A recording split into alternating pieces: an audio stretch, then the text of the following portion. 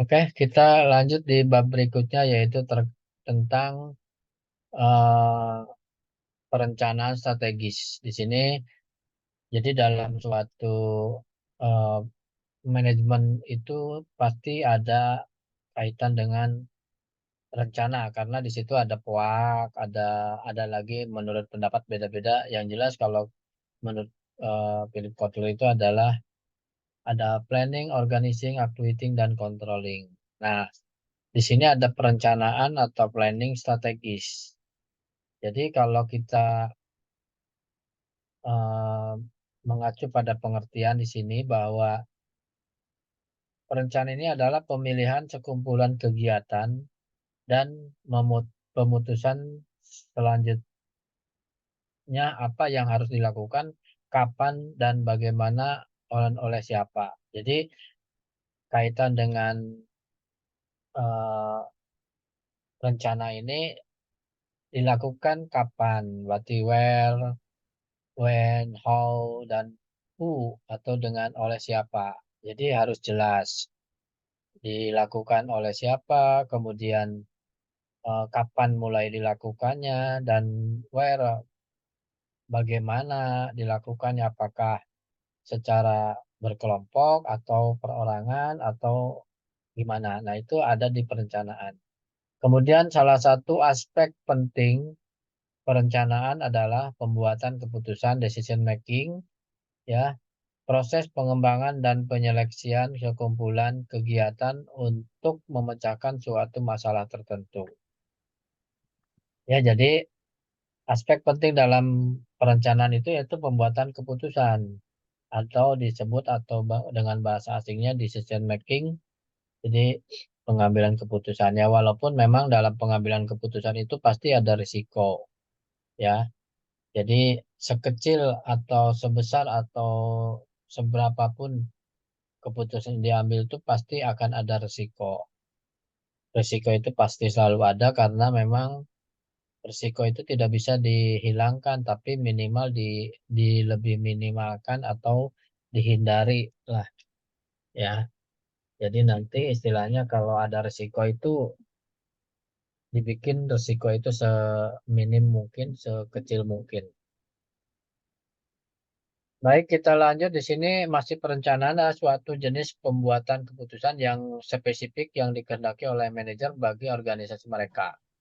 Nah, jadi sama aja di sini bahwa seorang manajer itu mengambil suatu keputusan, ya, dalam setelah adanya perencanaan, ya. Jadi perencanaan adalah proses Ya, penetapan sasaran ah, dan memilih cara langsung untuk Zoom.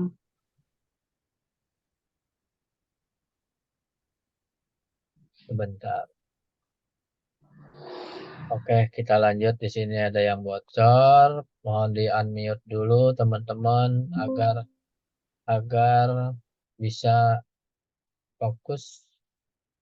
Nah, di sini bahwa perencanaan mana tadi? Perencanaan proses menetapkan sasaran dan memilih cara untuk mencapai sasaran tadi.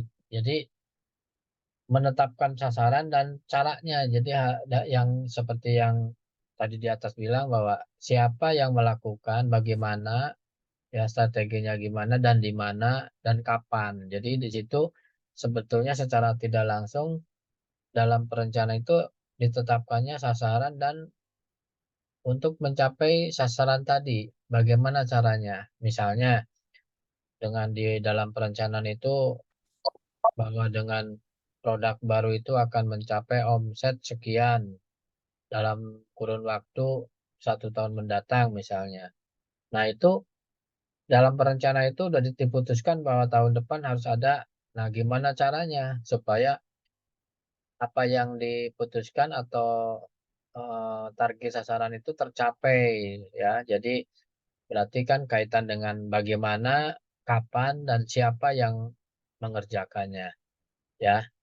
Kalau yang mengerjakannya tidak sesuai dengan bidang ilmu, walaupun perencanaan bagus, itu tidak akan maksimal, ya. Misalnya dalam pembuatan laporan keuangan dibuat sama bagian atau bidang ilmu yang lain, hukum misalnya, atau eh, ya tidak ada kaitan dengan finance. Jadi itu akan berpengaruh nanti ya. Kemudian selanjutnya di sini ada perencanaan dapat diibaratkan seperti lokomotif yang menarik kereta yang terdiri dari aktivitas pengorganisasian, memimpin dan mengendalikan. Ya, jadi benak kita berpikir bahwa perencanaan itu adalah seperti lokomotif yang menarik awaknya gitu ya. Jadi lokomotif yang menarik kereta yang terdiri dari aktivitas pengorganisasian. Jadi perencanaan dulu paling depan. Karena kalau udah direncanakan minimal pengaplikasiannya ya harus sesuai dengan rencana. Kalau memang mau berhasil, karena dalam perencanaan itu kan otomatis sudah dibicarakan sama bagian-bagian terkait dengan pembuatan rencana, ya. Jadi diibaratkan lokomotif yang menarik kereta paling depan berarti, karena memang tanpa ada perencanaan ya tidak akan jalan suatu bentuk usaha, entrepreneur atau perusahaan atau apapun bentuknya. Ya, jadi harus ada perencanaan dan ada targetnya. Perencanaannya misalkan memperkenalkan produk di tahun 2024 misalkan 2027 atau 3 tahun ke depan harus sudah ada hasil. Nah, itu tinggal di dalamnya prosesnya gimana, apakah sesuai dengan bidang ilmu atau sesuai dengan SOP atau mungkin asal jalan aja bisa jadi ya. Di sini perencanaan atau kita dapat mengibaratkan perencanaan sebagai akar tunggang dari pohon yang besar dan rimbun. Dari situ tumbuh cabang-cabang yaitu pengorganisasian, kepemimpinan, pengendalian. Jadi ibaratnya tadi di sini diibaratkan bahwa perencanaan itu sebagai akar yang utama ya, sehingga akan tumbuh cabang-cabang ya pengorganisasian, kepemimpinan dan pengendalian. Ya, jadi ada organizing, ada actuating, ada controlling. Nah, itu memang mengacu pada perencanaan. Tanpa ada perencanaan ya pengorganisasian nggak akan ada, apalagi pengendalian ya atau mungkin kepemimpinan. Memang empat-empatnya yang POAK itu harus ada kaitan dan tidak bisa dilepas ya antara planning, organizing, actuating dan controlling. Masing-masing mempunyai eh, apa namanya tanggung jawab sendiri-sendiri. Ya bagian controlling ya mengerjakannya mengontrol audit perusahaan itu dari mulai A sampai Z. Jadi tanpa ada controlling kita tidak akan tahu perusahaan kita itu maju nggak sih, untung nggak sih, rugi nggak sih gitu. Ada pelanggannya menurun, naik atau datar. Nah itu harus ada pengendalian atau controlling. Kemudian yang berikutnya pentingnya perencanaan. Yang pertama sasaran memberikan arahan.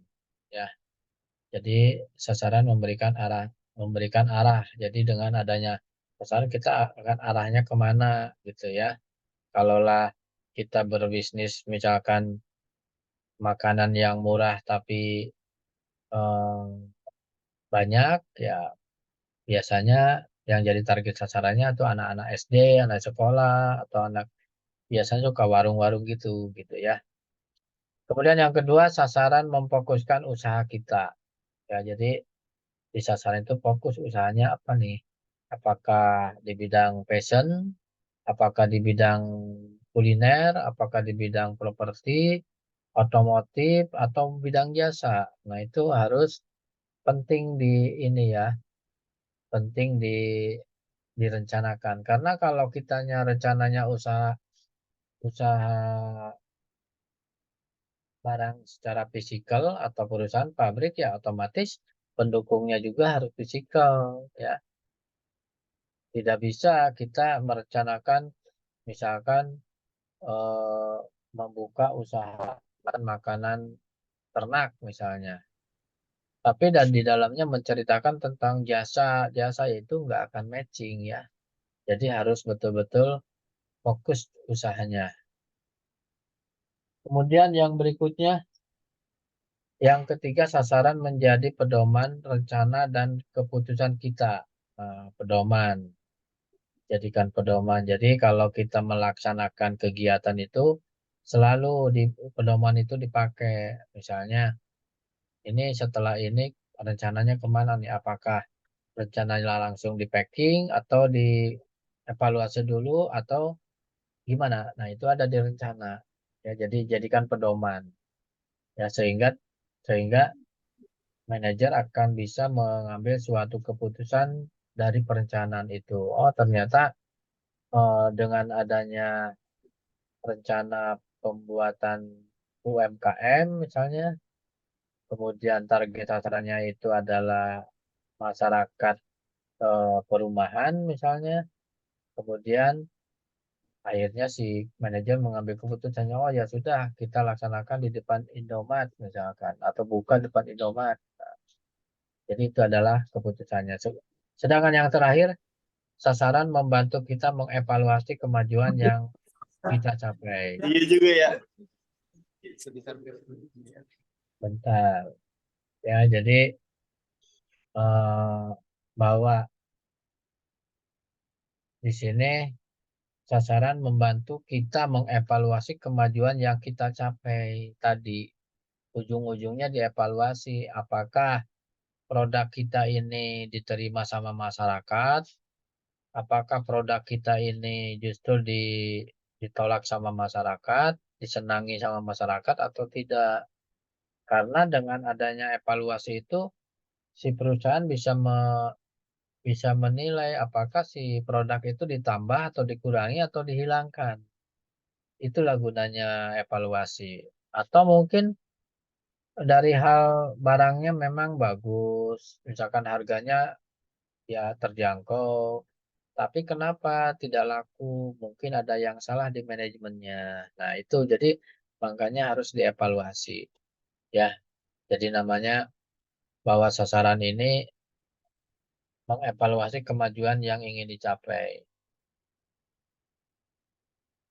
Baik, kita lanjut di yang berikutnya yaitu 4 tahap dalam perencanaan. Nah, ini ada yang pertama, tahap menetapkan tujuan. Ya, dalam perencanaan itu ditetapkan tujuannya apa nih? Tujuannya mencari keuntungan atau memang hanya untuk berpoya-poya? Tujuannya apakah hanya untuk kerja bakti, membantu orang-orang yang kekurangan atau memang komersil? Nah, harus ada tetapkan tujuan dulu. Kemudian yang kedua, tahap kedua itu merumuskan keadaan sekarang. Ya, dirumuskan.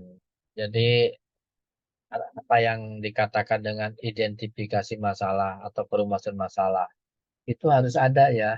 Karena dengan kita mengetahui keadaan sekarang, kita bisa membaca apakah produk kita itu diterima enggak sama masyarakat. Apakah produk kita ini bisa enggak, udah mumpuni enggak dijual ke luar negara sebelah misalnya. Nah, itu adalah eh, dengan adanya merumuskan keadaan sekarang. Ya. Kemudian yang keempat, mengidentifikasi kemudahan dan hambatan. Nah, diidentifikasi ya semua tahapan itu atau semua kayak salah satunya merumuskan keadaan sekarang atau masalah itu diidentifikasi dulu ya kemudahan dan hambatannya. Kalau memang lebih banyak gampang atau mudah itu ya akan lebih bagus. Tapi kalau ada hambatan karena misalnya virus corona yang semakin membarak sehingga tidak bisa ketemu secara fisikal ya. Jadi semuanya dialang-alang. Jadi tidak bisa kita ada hambatan lah untuk mengidentifikasi di sini ya. Kemudian yang kelima mengembangkan kegiatan. Nah, yang kelima udah aman di sini ya. sehingga kita mengembangkan kegiatannya mau dilebih besarkan misalkan atau mau di franchise-kan sama orang bisa jadi ya sehingga apa yang direncanakan target akhirnya mendapatkan profit tujuannya ya akhirnya mendapat karena memang dilakukan sesuai dengan rencana ya. Jadi kalau sesuatu yang udah direncanakan terus tidak dilaksanakan ya target sasaran mendapatkan profit atau tujuan tidak akan ada akhirnya ya, tidak akan terwujud. 4 tahap ya di sini ada tahap pertama menetapkan tujuan. Nah, sedangkan tujuan dimulai dengan keputusan tentang keinginan dan kebutuhan organisasi atau kelompok kerja ya. Jadi serangkaian tujuan dimulai dengan keputusan tentang kegiatan dan atau kebutuhan organisasi. Sedangkan tahap yang kedua ya merumuskan keadaan saat ini. Ya, tahap ini memerlukan informasi terutama tentang keuangan, data statistik yang diperoleh melalui komunikasi. Ya,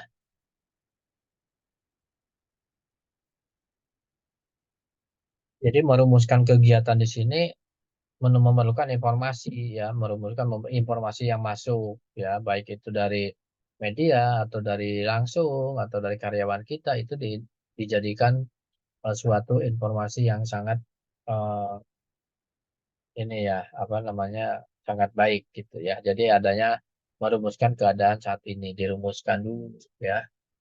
Apakah tanggal apa misalkan kegiatan pembuatan jurnal misalnya kalau di dosen kan ada jurnal atau di mahasiswa ada makalah itu harus sesuai dengan ada dirumuskan masalahnya dulu ya.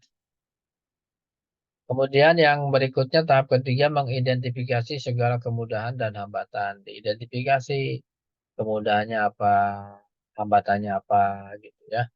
Jadi kalau misalkan hambatannya misalnya kursnya berubah-berubah, nah itu akan menjadi suatu hambatan buat perusahaan ya.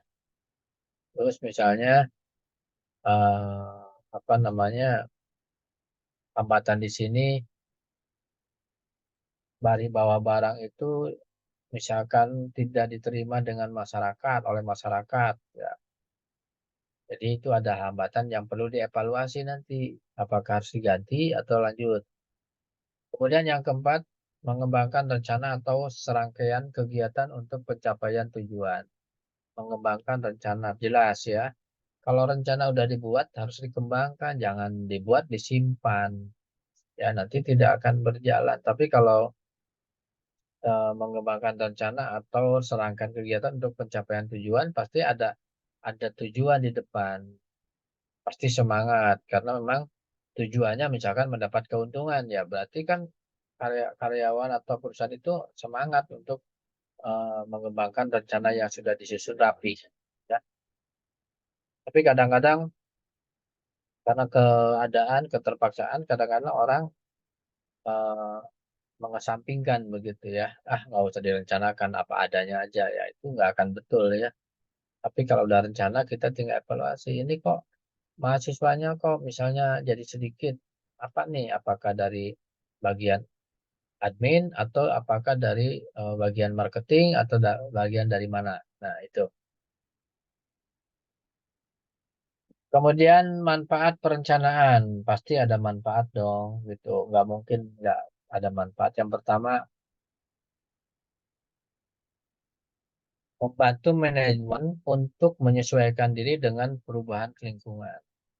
Ya, ya karena kan di perencanaan itu kan di besut ya di besut itu didukung oleh keadaan yang lingkungan yang ada, ya, sehingga akan terlihat manfaat perencanaannya buat lingkungan apa. Ya. Kemudian yang kedua membantu kristalisasi persesuaian pada masalah-masalah utama. Ya, jadi adanya kristalisasi atau penyesuaian pada masalah utama. Yang ketiga memungkinkan manajer memahami keseluruhan gambaran operasi dengan atau lebih jelas ya. Jadi biasanya pembuat perencanaan itu orang-orang terpilih. Jadi sehingga manajemen memahami atau bisa mendapatkan gambaran ya dari rencana itu. Kemudian yang keempat membantu penempatan tanggung jawab lebih cepat ya, membantu penempatan tanggung jawab lebih cepat. Jadi nggak apa ya bahasanya nggak ya dengan cepat di sini atau apa namanya tanggung jawabnya harus sesuai dengan SOP yang ada. Kemudian yang kelima, membantu penempatan tanggung jawab lebih cepat. Yang keempat tadi, kelima memberikan cara pemberian perintah untuk operasi. Jadi harus bijak ya dalam suatu perusahaan atau kantor. Kalau kita membutuhkan orang, itu harus betul-betul bijak dalam eh, untuk lebih membantu atau dalam pemerintah untuk operasi perusahaan maksudnya ya. Kemudian yang keenam memudahkan dalam melakukan koordinasi di antara berbagai bagian organisasi. Ya, memudahkan dalam melakukan koordinasi ya dengan adanya rencana koordinasi antara keuangan dengan gudang itu akan berjalan dengan baik. Kemudian yang berikutnya yaitu memudahkan dalam melakukan koordinasi. Udah yang ketujuh membuat tujuan lebih khusus, terinci dan lebih mudah dipahami. Ya. Jadi membuat tujuan lebih khusus terinci. Jadi disisir tuh dari atas terus apa nih yang itu terinci ya. Sehingga nanti mudah dipahami. Dan yang kedelapan meminimumkan pekerjaan yang tidak pasti yang meminimumkan. Yang kesembilan menghemat waktu, usaha dan dana. Yaitu adalah 9 manfaat dari perencanaan. Ya, silakan kalau ada yang mau ditanyakan tinggal dibuka itunya aja, mute-nya langsung bertanya aja. Sambil saya misalkan saya lagi bicara terus ada yang mau bertanya tinggal di WA atau di chatbox aja.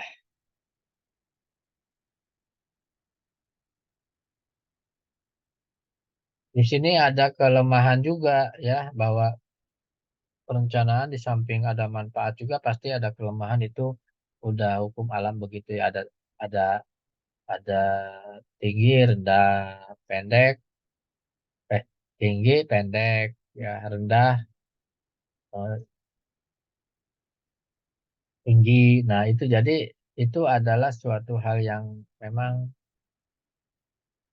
selalu berpasangan ya dalam arti kalau kita ada manfaat pasti ada kelemahannya. Yang pertama pekerjaan yang tercakup dalam perencanaan mungkin berlebihan pada konstitusi yang nyata. Yaitu bisa jadi si institusi atau perusahaan atau tempat kerja itu mau banyak ide, banyak gagasan gitu ya. Sehingga terlalu banyak ide tapi tidak dilaksanakan sehingga akan menjadi lemah ya. Yang kedua cenderung menunda kegiatan. Nah, ini tinggal manajemennya. Kadang-kadang ada suatu perusahaan yang males-malesan ya. Jadi menunda kegiatan-kegiatan yang seharusnya sudah bisa diekspor ternyata belum diproduksi misalnya. Kemudian yang ketiga terlalu membatasi manajemen untuk berinisiatif dan berinovatif ya. Kadang-kadang kelemahan di manajemen itu pas lagi pembuatan perencanaan mungkin harus harus ada yang namanya apa dari manajemen itu bisa berinisiatif dan berinovatif itu harus diterima ya. Jangan dibatasi selama ide dan kreativitasnya itu membuat perusahaan akan lebih maju tidak tidak masalah itu sebetulnya. Kemudian kadang-kadang hasil yang baik didapatkan oleh penyelesaian situasi individual. Kadang-kadang hasil yang paling baik didapatkan oleh penyesuaian situasi individual.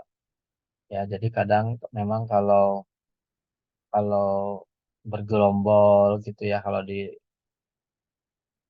sekolah atau misalnya di perusahaan itu ya kadang-kadang itu akan eh, hasil yang baik dapat dihasilkan penyelesaian situasi individu. Kadang-kadang hasilnya paling baik ya. Jadi beda. Kadang-kadang kalau misalkan pekerjaan itu kan ada bagiannya, misalkan yang si A bagian megang mesin ini, si B bagian mesin megang mesin ini. Nah itu udah suatu SOP-nya begitu, dia tinggal melaksanakan aja.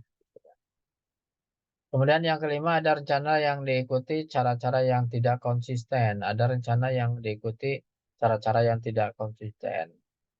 Jadi mempunyai perencanaan, planning yang diikuti cara yang tidak konsisten. Misalnya waktu merencanakan sesuatu, perusahaan A itu berbicara merah misalkan. Ternyata pada pelaksanaannya itu dia tidak konsisten, dia melaksanakan yang hitam misalnya. Nah, itu akan menjadikan suatu kelemahan ya. Silakan ada yang ditanyakan sampai di sini teman-teman, sebelum kita lanjut kita diskusi dulu silakan. Nah, saya akan screenshot dulu buat laporan. 32. Maaf, saya nggak open kamera karena ini lagi di tempat-tempat umum sehingga akan masuk ke Zoom. Silakan, ada yang ditanyakan terkait dengan tadi masih berkisar di POAK, perencanaan updating ya. Jadi harus betul-betul dipimpin oleh seorang manajer yang paham semuanya. Kalau di perencanaan otomatis kan bicaranya bukan hanya saat itu, tapi saat itu kemudian prosesnya dan outputnya harus jelas.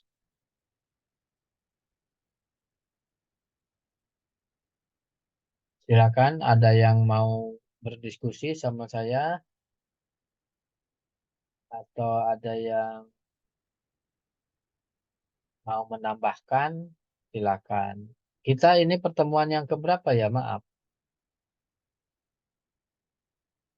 Sudah yang kelima, Pak. kelima. Berarti minggu depan ke-6, minggu depannya ke-7, 2 kali pertemuan langsung UTS. Jadi saya ketemu teman-teman hanya 3 minggu lagi baru nanti dilanjut sama dosen yang lain. Di jadwal begitu ya.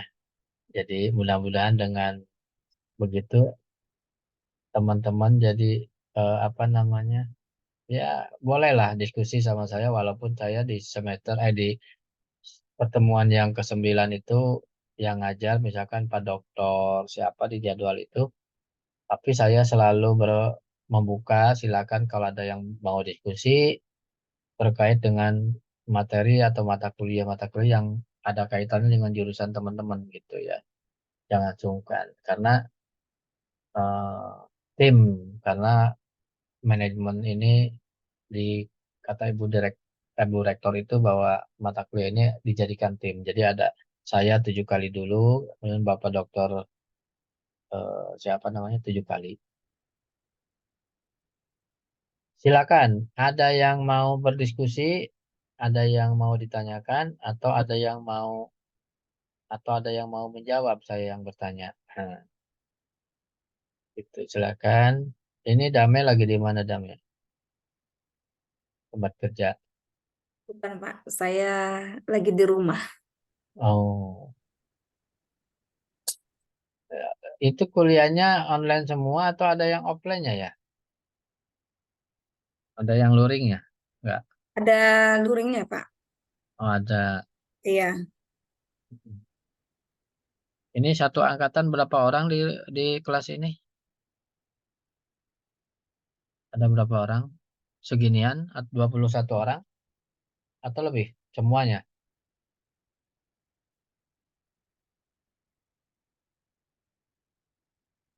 Beda-beda angkatannya, Pak. Oh, beda.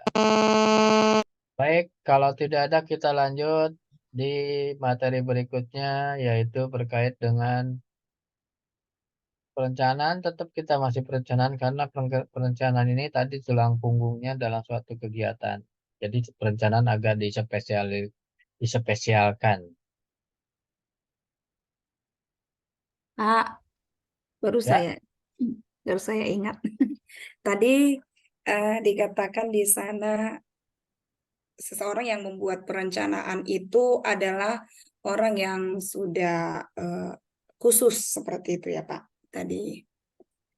Jadi Ya, jadi kalau misalkan nih artinya dia itu khusus berarti misalkan kalau dalam satu perusahaan kan dia sudah kita katakan manajer nih untuk hmm, membuat planning ke bawahan, misalkan di dalam produksi gitu. Kalau misalkan dari bawahan itu memberikan satu ide seperti itu, yang pastinya kan untuk membangun perusahaan itu, apakah itu ya, bisa diterima oleh si manajer itu sendiri? manajer. Iya. Heeh. Udah begitu kira-kira. Ya, jadi sebetulnya kalau yang namanya manajer sesuai dengan apa yang sebelumnya dikatakan bahwa kalau kita jadi seorang manajer itu harus pandai merangkul ke atas dan ke bawah. Kenapa? Karena kalau kita bisa merangkul ke atas ke bawah, perusahaan itu akan solid. Solid di sini di atasnya nyaman, karyawannya juga dirangkul nyaman, dia merasa diakui, walaupun itu posisi di bawahan misalnya. Ya, itu adalah sebetulnya harus begitu seorang manajer. Jadi jangan kaku, apalagi yang kaitan dengan ide, kritik, saran, itu harus diterima. Kalau toh dipakai tidaknya tergantung dari hasil rembukan para manajer di situ. Tapi eh, bagi seorang manajer itu harus menerima kritik dan saran dari bawah sekalipun itu dari OB misalnya. Selama itu kritikan dan saran atau ide itu akan lebih memajukan perusahaan ya kenapa tidak ya. Jadi tapi bukan berarti semua ide dari maksudnya dari bawahan itu selalu dijadikan diambil keputusan, tapi minimal disimpan untuk direnungkan atau didiskusikan. Ada ide nih dari bagian produksi. Ternyata gimana kalau kita misalnya agar teratur disiplin absennya udah jangan pakai kartu lagi, misalkan pakai fingerprint gitu ya. Jadi kalau pakai kartu kan kadang-kadang orang bisa nitip kan gitu. Jadi tidak terkendali, tidak ada pengendalian. Nah, sebetulnya idenya tidak seberapa, tapi itu akan berdampak, berimpact kepada kemajuan suatu perusahaan. Kalau kita rangkaikan, karena kalau karyawannya disiplin, tepat waktu, berarti dia bisa memanage waktu, sehingga dalam hal pekerjaan juga dia bisa memanage gitu. Jadi kalau ada pesanan harus selesai bulan depan, ya bulan depan harus selesai. Nah, itu jadi eh, harus pandai. Bukan berarti semua ide dari bawahan itu harus diterima. Ya, dalam hal ini manajer juga harus menyimak dan memprediksi. Oh, idenya ternyata bagus ya kalau diterapkan sehingga si karyawan tidak akan ada yang nitip. Buat memang harus biaya lagi membuat untuk uh, fingerprint itu, tapi kan hanya sekali gitu. Dengan adanya begitu jadi karyawan yang tadinya kesiangan terus jadi enggak karena kalau yang namanya pakai kartu nggak tahu sekarang masih ada atau enggak itu bisa nitip sebetulnya ya.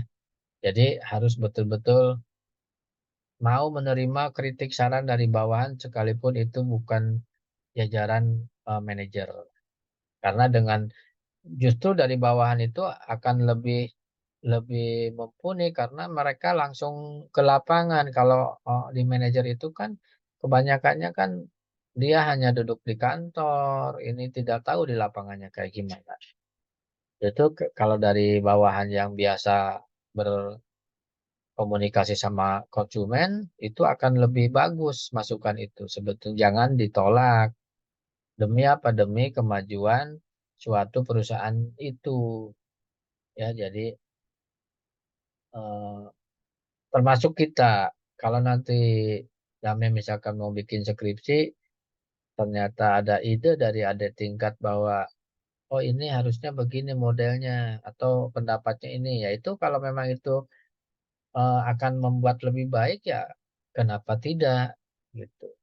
Terima saja. Toh dipakai nggak dipakainya itu kan tergantung dari hasil rapat. Tapi minimal si karyawan bawahan itu merasa diakui, gitu diakui, justru dia jadi semangat kerjanya, berimpaknya banyak sebetulnya.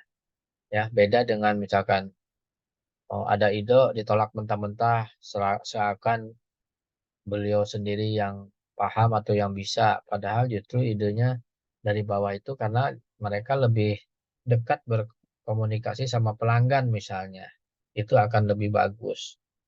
Begitu Dame. Jadi bagusnya sih memang ditelaah idenya apa sih, kok orang itu kok beraninya ngasih ide padahal dia bukan jajaran manajemen gitu. Ya siapa tahu memang dia dapat informasi dari mana gitu kan. Itulah eh, harus apa yang harus dilakukan oleh manajer itu harus betul-betul menerima kritik saran dari bawahan, jangan marah. Kadang-kadang kan di suatu perusahaan atau kantor kalau ada atas saya yang diingatkan sama bawahan merasa dibully, merasa dikerjain, akhirnya yang ada malah marah-marah. Itu adalah seorang manajer manajer yang tidak mempunyai attitude yang baik. Ya, jadi yang namanya manajer itu harus betul-betul legowo dan tadi yang Damai bilang bahwa harus sama orang ahlinya, dalam arti gini, ahli di sini karena kita membuat suatu perencanaan kan otomatis dia mengetahui dari A sampai Z-nya. Jadi tidak sepotong-sepotong, hanya merencanakan aja tapi tidak tahu di lapangannya. Nah, itu makanya kalau bagian perencanaan biasanya orang yang bukan orang sembarang dalam arti biasa-biasa saja, tapi dia memang pengalamannya, baik itu pengalaman secara eh, langsung secara fisikal ada atau mungkin sama teman-temannya gitu. Jadi eh, harus betul-betul orang yang mengetahui medannya lah bahasanya. Kalau kita tidak mengetahui medannya, medan bukan berarti medan ya. Jadi tidak mengetahui kondisi di lapangannya, itu akan susah sekali ya untuk membuat suatu perencanaan. Tapi kalau sering berinteraksi sama bawahan, oh ternyata produknya roti ini tidak laku di pasaran. Berarti kan itu suatu ide itu datang dari bawah atau atas, itu harus memang harus diperhatikan. Karena tidak semua ide dari atasan selalu benar, begitupun sebaliknya tidak semua ide dari bawahan itu salah. Jadi harus betul-betul kalau nanti Damai jadi seorang manajer itu harus mencoba dan berani untuk ya kalau di kantor mungkin atasan dan bawahan, tapi kalau di luar ya jadi kawan misalnya. Itu akan lebih familiar ketimbang adanya pembatasan. Oh, saya ini seorang manajer, nggak mau gabung sama bagian produksi. Nah, itu nggak baik bagi kesehatan ya. Silakan, ada yang lain? Betul-betul, Pak. Ya, tidak baik bagi kesehatan. Malah yang ada nanti dimusuhin si manajer itu. Wah, belagu lah, apalah gitu. Itulah keberhasilan suatu perusahaan itu bukan hanya dari bawahan atau atasan, tapi dari teamworknya. Kalau teamworknya jalan sesuai dengan SOP-nya, akan berjalan dan targeting yang akan diterima atau diambil itu akan berhasil. Makanya kan nanti akan ketemu kalau di mata kuliah yang lain ada yang namanya eh, targeting, misalkan positioning, STP itu ya.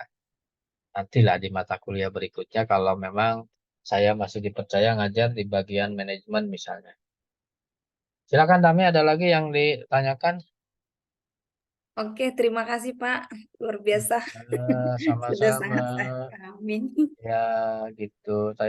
Karena saya orang marketing, jadi harus harus bisa berbicara. Saya tuh orang akuntansi dan orang marketing. Mantap, Pak. Jadi apa namanya? Kebetulan aja saya dikasih ngajar akuntansi, kebetulan juga saya kasih ngajar manajemen.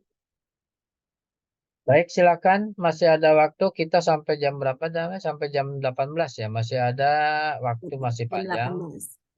18. Masih ada di sini baru baru 4 di saya berarti ada 16 menit lagi. Silakan, monggo ada yang mau bertanya dari teman-teman yang hadir di sini atau mau Damai lagi yang berbicara, bagus. Saya selalu lihat fotonya di grup.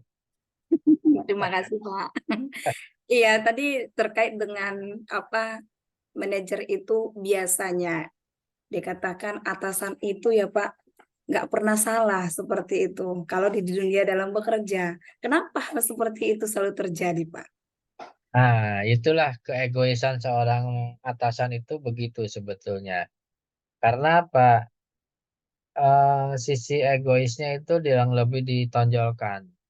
Kalau atasan mengaku salah, nah karena gengsinya tinggi, jadi dia walaupun salah juga, dia merasa tidak salah atau apa yang dia lakukan tuh harus selalu benar. Padahal sebetulnya tidak begitu. Sama halnya dengan seorang profesor dalam suatu kampus. Profesor, kalau dia ngomong salah pun, itu pasti dianggapnya benar. Orang yang ngomong profesor kok, gitu. Jadi profesor itu dianggapnya selalu benar. Padahal kalau ditelaah itu, misalkan ada orang yang berani menginstruksi bahwa misalkan apa ya teori atau kajian itu analisisnya salah. Yang betul begini, asal kitanya yang menginstruksinya mempunyai dasar hukum. Gitu. Tapi kadang-kadang kan, oh yang ngomongnya profesor pasti benar. Kalau lah salah juga, oh mungkin penemuan yang baru. Nah itu ya. Nah, termasuk tadi ya Nawi bilang, biasanya kalau seorang manajer itu selalu benar, selalu tidak mau mengalah, selalu menganggap yang di bawah itu selalu salah, yang di bawahnya selalu eh, apa namanya idenya tidak masuk akal lah, tidak masuk kategori lah. Nah itu banyak manajer yang begitu. Memang tergantung dari personalnya ya, tapi ada juga yang manajer yang dia justru pengen kritik dan saran dari bawahan itu supaya apa yang dia lakukan itu akan lebih baik dari yang sekarang. Tapi kadang-kadang susah. Manajer yang kayak gitu itu sangat susah. Kebanyakan tadi, wah saya ini manajer, apa yang saya omongkan harus dilaksanakan. Ya belum tentu ya. Kalau yang diomongkannya ternyata akan merugikan perusahaan, itu ya tidak harus dilaksanakan juga gitu. Tapi keegoisan yang ditonjolkannya lebih tinggi dan di depan, akhirnya yang ada mereka atau seorang manajer itu dibutakan dengan masukan-masukan yang memang seharusnya itu suatu kritikan yang akan membuat dia lebih bagus sebetulnya. Tapi karena merasa, oh saya sih manajer pasti selalu benar. Nah, kalau udah punya asumsi begitu, insya Allah perusahaan itu akan bangkrut ya. Karena kalau manajernya selalu begitu, tidak mau mendengar omongan bawahan atau tidak mengakui apa yang dia lakukan itu ada keliru atau salah, yaitu bahaya sebetulnya. Gitu. Gitu kira-kira Damai gitu ya. Jadi kalau nanti Damai jadi direktur itu jangan merasa saya pintar nih, saya sarjana, harus apa yang ide saya tuh harus yang betul-betul apa namanya dilaksanakan pasti benar gitu. Enggak. Bahkan bagusnya seorang manajer itu apabila mempunyai ide itu dilempar dulu ke tim. Gimana nih? Saya punya ide begini nih. Karena perusahaan kita misalnya bergerak di bidang jasa, gimana kalau kita coba gunakan media untuk strategi marketingnya? Kalau idenya itu dipakai, silakan. Kalau tidak dipakai, ya silakan ada ide dari yang lain, teman-teman yang lain. Itu manajer yang bagus begitu. Jadi didiskusikan dulu baik buruknya ya kalau dilaksanakan. Mungkin buruknya media itu mungkin terlalu banyak atau mahal misalkan ketimbang dengan yang lain. Tapi baiknya mungkin akan lebih menjangkau masyarakat yang terpencil misalnya. Itu ada biasa kalau yang namanya itu ada plus minusnya. Kalau lebih banyak plusnya laksanakan, tapi kalau lebih banyak minusnya ya depending dulu lah. Tapi itu harus diputuskan oleh timnya, teamworknya. Jadi seorang manajer itu memang seorang manajer bisa mengambil suatu keputusan, tapi keputusan itu adalah hasil dari rembukan dari tim, bukan keputusan sepihak gitu. Mentang-mentang jadi manajer langsung memutuskan, oke kalau ini jadi dipakailah ide ini misalnya. Ya kan belum tentu harus dikaji dulu. Kalau memang itu akan merugikan ya ngapain gitu. Itu. Jadi memang semuanya yang apa yang tadi saya ceritakan dari awal, semuanya memang terlepas atau dikembaliin sama diri kita atau diri kita sendiri. Kita jadi seorang pemimpin itu betul nggak? Makanya orang ada yang bilang pengen jadi pemimpin tapi jangankan memimpin suatu perusahaan, memimpin diri sendiri aja nggak bisa misalnya. Disiplin aja nggak bisa. Gitu. Disiplin aja nggak bisa. Jadi itu bukan menunjukkan seorang pemimpin. Kalau seorang pemimpin mah tadi semuanya dibicarakan. Gimana nih perusahaan kita kok sekarang agak turun nih? Apa yang salah? Coba dicek satu-satu dari mulai SDM. SDM mungkin ada yang misalnya kurang ini, atau bagian produksi, atau bagian gudang, atau bagian keuangan, ada yang nakal nggak? Nah, itu akan saling transparansi lah bahasanya. Pasti perusahaan itu akan bagus. Banyak perusahaan yang bangkrut gara-gara apa namanya terlalu apa ya bahasanya dari seorang pemimpinnya atau pimpinan puncaknya itu kaku ya. Baik, terima kasih buat Dame udah nanya. Nah, Bun Siti, Bu Siti nih apa nih mau diskusi sama saya masih ada 10 menit Ibu. Ya Pak, terima kasih. Assalamualaikum, selamat sore. Mohon maaf telat Pak. Ya, Waalaikumsalam, nggak apa-apa Bu. Hmm. Ya Pak, saya dari tadi juga mendengarkan yang dibahas itu manajerial ya Pak, manajer ya. Em, Kalau menurut saya sebetulnya ada timbal baliknya sih Pak. Kadang-kadang manajer itu bagaimana dari bawahnya juga bawaannya. Kadang-kadang kita juga bisa emosi atau segala macam. Kadang-kadang juga ya itulah kita lihat di sekitar kita ini kadang-kadang kurang kondusifnya bawahan-bawahan kita ini kadang membuat ulahnya itu di luar batas misalnya atau peraturan yang sudah ditegakkan yang sudah dibuat kadang-kadang juga banyak yang diabaikan seperti itu. Jadi sebetulnya ada dua dua mata eh, yang berbeda gitu loh istilahnya kita di sebelah di sebelah kiri istilahnya karyawan juga membuat salah. Terus kita di sebelah kanan jadi manajer juga istilahnya juga serba salah. Nah, itu sih kalau menurut saya. Dua-duanya Ya, sebetulnya harus sinkron. iya, Betul nggak, betul. Pak? Betul, betul. Saya sangat setuju. Iya. Jadi apa yang tadi dibilang bahwa eh, jadi seorang pemimpin itu memang tidak mudah karena harus memimpin jalannya suatu perusahaan. Contoh, misalkan kita ambil yang kelihatan Presiden Jokowi. Pasti di Hmm. bawahnya ada yang pro dan kontra, ya. Itu Hmm. udah hal yang biasa. Ada yang tidak suka, ada yang suka. Itu udah hal yang biasa termasuk di perusahaan gitu. Kadang-kadang ada Hmm. karyawan yang merasa nggak suka karena pimpinannya misalkan berlaku tidak adil misalnya. Ataupun sebaliknya, kadang-kadang kan eh, pemimpin itu sifatnya temperamen, selalu apa-apa marah, apa-apa marah. Nah, itu juga akan mengaruh juga dalam suatu organisasi perusahaan. Jadi memang berat juga jadi seorang pemimpin itu harus sabar, harus bisa mengayomi. Sama halnya dengan kayak seorang ibu sama anaknya lah gitu, jangan nggak jauh dari situ. Dan tidak mungkin seorang ibu kan menjerumuskan anaknya. Dia begitu juga pemimpin. Kalau memang dianya pemimpin yang baik dan mengayomi karyawannya, dia tidak akan menjerumuskan dalam tanda kutip. Pasti dia akan gimana caranya berpikir supaya karyawan itu nyaman, dapat eh, istilahnya gaji yang mungkin ada tambahan bonus atau tambahan ini itu. Nah itu kerjaan pemimpin kan begitu.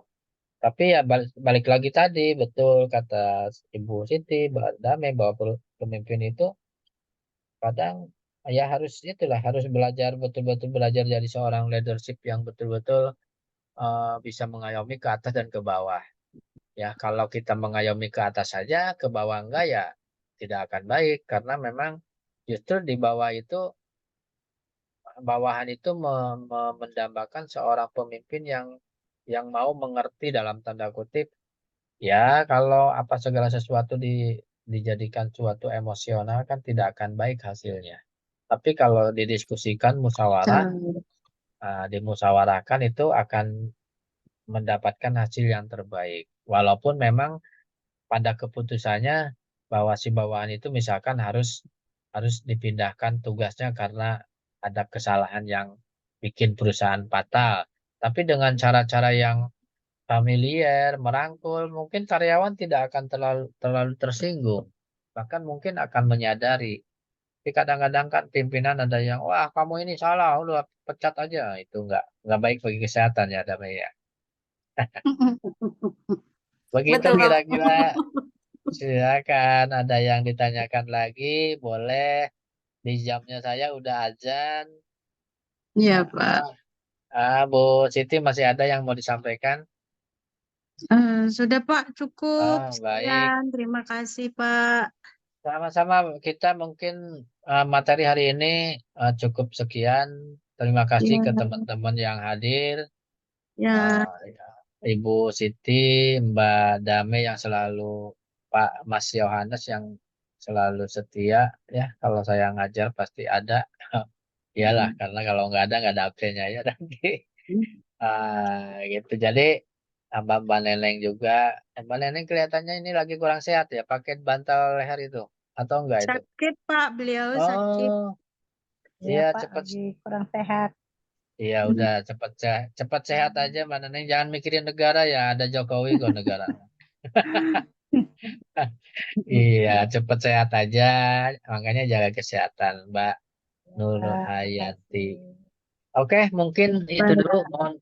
Mohon maaf saya nggak open kamera karena lagi ada di tempat yang ramai, jadi takutnya banyak yang ini. Ya sampai ketemu di minggu depan di jam yang sama dengan materi yang berbeda insya Allah. Dan materi ini akan saya share di grup, dan kebetulan Mbak Dami udah bikin grup sendiri ya untuk ini. Jadi silakan nanti dibaca aja, karena di slide ini kan ada 22 halaman, tadi baru sampai berapa, tinggal dibaca explore sendiri.